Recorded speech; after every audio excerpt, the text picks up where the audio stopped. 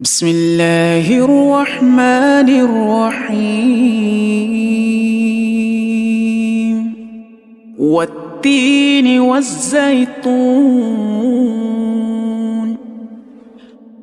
وطور سينين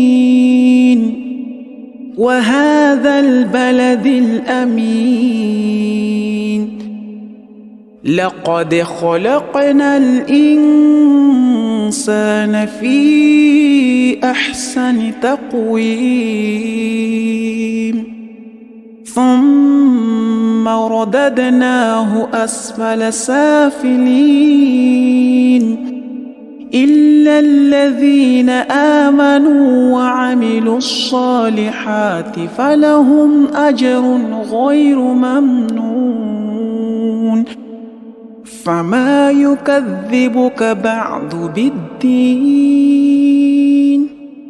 أليس الله بأحكم الحاكمين.